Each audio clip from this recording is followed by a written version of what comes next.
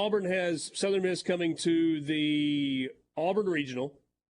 Borky, you asked the question as we were headed to the break a few minutes ago. Yeah, got a poll out there as well on Twitter. The draw for Southern Miss is great, not bad, not good, and terrible are the three options. Hey, Dad, what say you? I'm going to go right in the middle there. Southern probably would have liked to have had a little bit weaker 3 seed so that Tanner Hall conversation could be a little stronger. But Auburn is a team that's beatable. And they've played really, really well down the stretch, but so is Southern Miss. So kind of in the middle for me.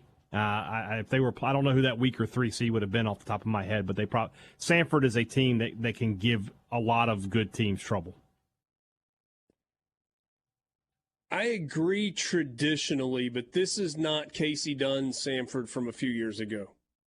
When he made the transition to Auburn, it was a complete rebuild. Now, I do think that their head coach, who was on Casey Dunn's staff for a really long time, is doing a good job. Tony David, he waited his turn to be the head coach at Samford, but this is not a vintage Samford team from 2011, 2012.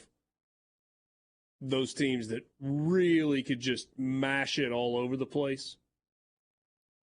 But you better not take them for granted either. They were really good in their league. They win the conference tournament to get the automatic bid out of the Southern Conference. So we'll see. I would go with not bad. I mean, you got to be in a really weak regional field to go, man, that draw is great. Because that implies all you do is just kind of show up and move on. I think it could be a whole lot worse. Southern Miss can absolutely beat Samford in the 2-3 game. And then Auburn is good. Auburn's good. They're not invincible. They've kind of figured it out in the postseason, though, haven't they? Under Bush Thompson. Auburn, it's like once they get to a regional, they just kind of find a way to win, in a super regional. 2 of the last 3 years, they've gone to Omaha. So we'll imagine that. So let's expand a little bit, because you said earlier, and again, it was right up against a break, Samford does have a true ace. Again, 3 complete games. Numbers are really, really good. That 3 complete games really stands out to me for some reason. I mean, he's a true ace. You asked Scott Berry, he said, I haven't decided yet. But he also said that he hates the idea of putting yourself in a loser's bracket. Mm-hmm. If you were him pulling the strings, what would you do? I would hold Tanner Hall to face Auburn on Saturday. That's what I'd do. It's risky. It's absolutely risky. But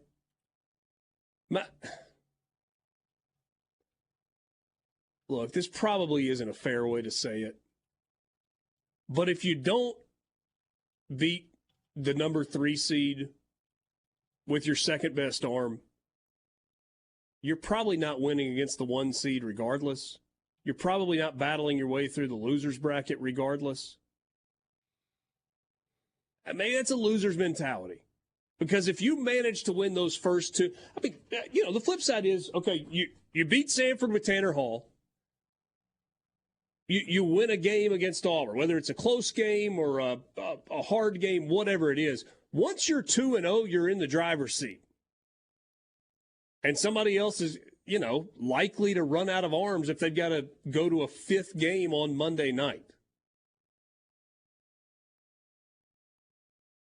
But if it's me, I'm going Tanner Hall's pitching on Saturday night against Auburn. If it's me. So the guy you're talking about for Samford is Jacob Cravey. Borky, some of those complete games are not 9-inning complete games. No, but still. He had a 9-inning complete game against Wofford. That was a big series for them. They won the Friday game and then lost the second 2 that weekend. You know this because I think you've called one of their games before, but name that mascot. Wofford? Yeah. The Terriers. Terriers. Yeah. I don't know if I've ever done a Wofford game or not. I think they played at Ole Miss in the recent past. I think. He pitched against LSU on March 10th. 5 innings, 4 hits, 5 runs, only 2 of them earned. So that's pretty good numbers against that LSU lineup. It's not bad at all. And I think that was the first game it kind of blew up on them late. Look, Sanford's a good baseball team. They're not a great baseball team. And if you're winning a regional, you should be able to beat Sanford with your number 2, in my mind.